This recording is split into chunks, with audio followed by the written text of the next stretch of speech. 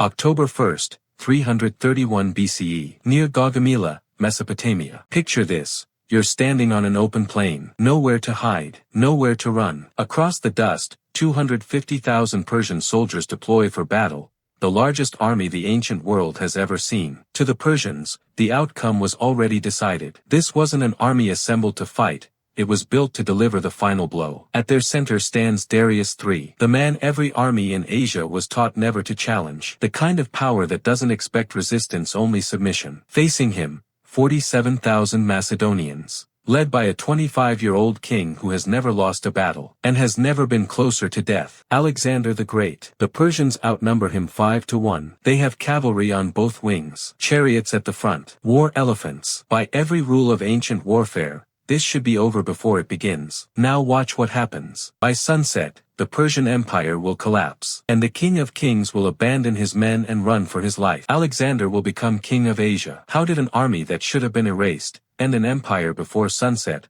By the end of this video, you'll understand how the impossible happened, and why it changed history forever. If this is the kind of history you enjoy, consider subscribing. To understand why Gaugamela mattered, we first need to understand how Alexander fought his wars. To understand why Gaugamela mattered, you need to understand one thing first. Alexander fought every war as if there would be no second chance. In 334 BCE, he crossed into Asia with just 35,000 men. Not to negotiate, not to test the waters, but to punish Persia for invading Greece, and prove that Macedonia ruled the battlefield. At the Granicus River, he didn't hesitate. He led a cavalry charge straight into Persian forces, nearly dying when an axe split his helmet. He survived, and Persia broke. A year later, Issus. This time, Darius himself came to stop him. The battlefield was narrow. Persian numbers meant nothing. Alexander saw Darius, charged directly at him, and the King of Kings ran. He left behind his family, his treasury, his army. Alexander didn't just win battles, he shattered authority. After Issus, the world began to tilt. Tyre resisted. Alexander erased it after 7 brutal months. Egypt didn't resist at all. They crowned him pharaoh. Every victory followed the same pattern: decisive, personal, final. But one man was still watching. Darius was still alive, still ruling the heart of the empire. And this time, he was learning. By 331 BCE, there was nowhere left to run. This time, Darius chose the battlefield. Wide, flat, endless, a place where cavalry could surround, where numbers could finally matter. Gaugamela. Darius believed Alexander's luck had run out. That one reckless charge wouldn't save him again. Alexander believed something else. That wars were decided by seeing the king, and breaking him. But this time, doing that meant risking everything. And at Gaugamela, he was ready to do exactly that. September 30th. The night before the battle. Darius believed everything was finally in his favor. His plan was simple: the chariots would tear open the Macedonian line. The cavalry would crush the flanks. And when Alexander was exposed, the empire would finish him. In the Macedonian camp, some officers urged a night attack. Strike first. Avoid the trap. Alexander refused. I will not steal victory like a thief. He wanted Darius to see him, to face him, to lose in daylight. That night, Alexander walked the field alone. He studied the ground Darius trusted. And he saw exactly where the empire would break.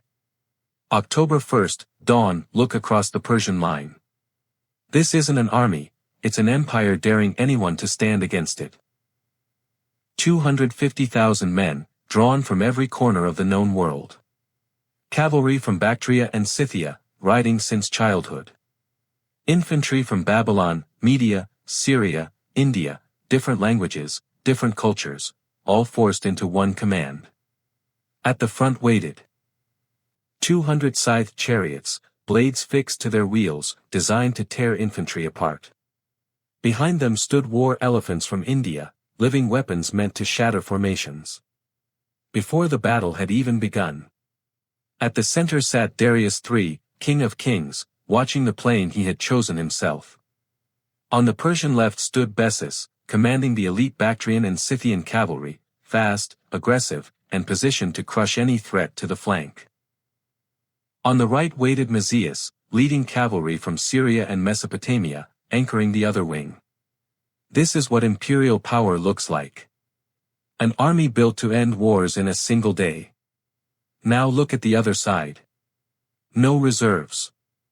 No margin for error. At the center stands the Phalanx, 31,000 heavy infantry.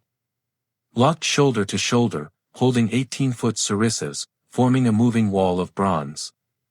Behind them, 9,000 light troops. Peltasts, archers, and elite shock infantry, fast, flexible, trained to screen the line, break chariots, and strike where the phalanx cannot turn. And on the wings, 7,000 cavalry. On the right, Alexander himself, leading the bulk of the cavalry, the Companion Cavalry at its core, his personal strike force, positioned for the decisive blow. On the left, Parmenion, commanding the entire defensive flank. The remaining Thessalian and allied Greek cavalry, and the left section of the phalanx, tasked with holding the line, while Alexander prepared to pull the battlefield apart. Alexander rode along the line. He stopped in front of his army and said, "Men of Macedon. Look at them. They fight for gold. They fight because they are commanded. You fight because this ground is yours to stand on. Behind us is Greece, and there is no road home that does not go through this field.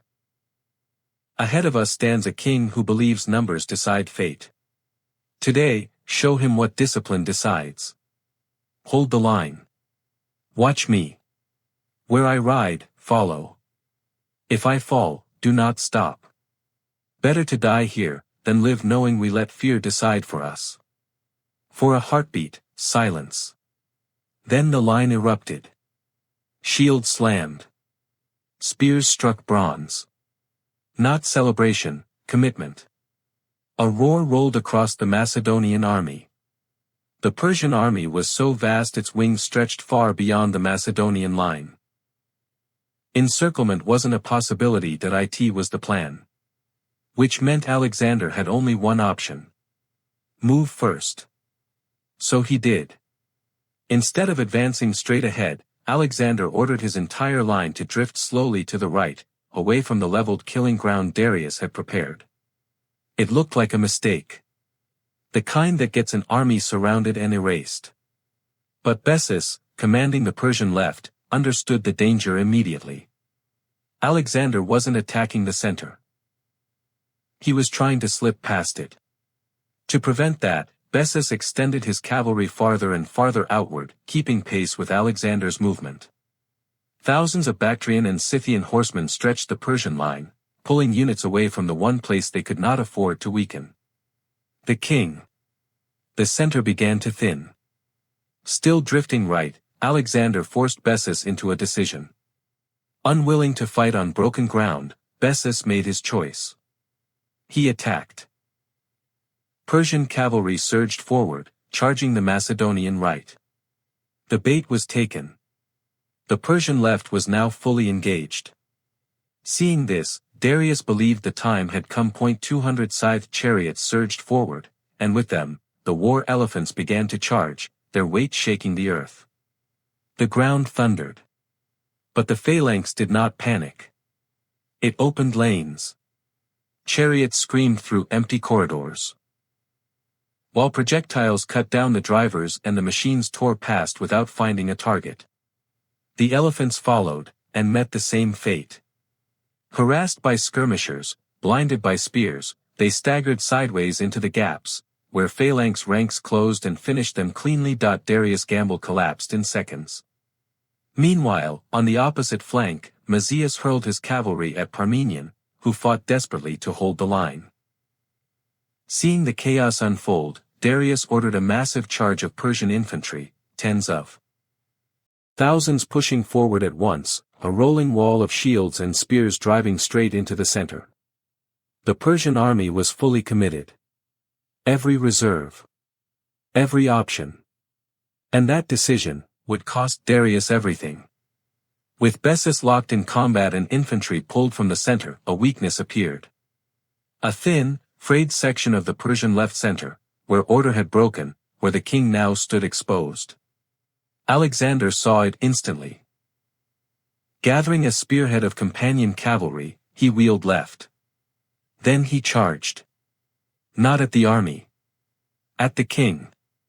The wedge smashed into the Persian center. Suddenly, the fighting was no longer distant. It was in front of Darius. Alexander pushed closer, cutting through guards, advancing step by step. Darius, growing increasingly uneasy, prepared to defend himself, then he broke. For the second time, the King of Kings turned his chariot and ran. And the moment Darius fled, the Persian center began to collapse. Orders stopped. Units disengaged. What had been an empire became a crowd. Bessus pulled back. The rest dissolved. Alexander saw the opening and gave chase. Then the message arrived. Parmenion was in trouble. On the left flank, Mazius, unaware that Darius had fled, was close to breaking the Macedonian line. Alexander made a decision few conquerors would have made, that he turned back. He reinforced Parmenion. Stabilized the flank. And only then did the battle truly end. Darius escaped. But his empire did not. Gaugamela was over.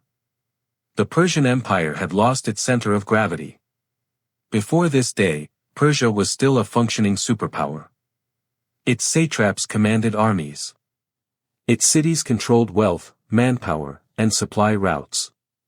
And Darius, however flawed, was still king. After Gaugamela, all of that unraveled. Babylon opened its gates. Susa surrendered its treasury. And Persepolis was burned to the ground. Alexander didn't conquer Persia city by city, he shattered its command structure in a single afternoon. But the war was not finished. Darius was still alive. And as long as the king lived, resistance could still form. So Alexander pushed east, not chasing territory, but legitimacy. That pursuit led him into the mountains. Into narrow passes. In 330 BCE, a Persian force made its final stand at a place designed to do what Gaugamela could not. Stop Alexander completely. This was the Battle of the Persian Gate. Where the empire's last hope lay in ambush, and where Alexander came closer to defeat than at any point in his campaign. Watch the Battle of the Persian Gate now.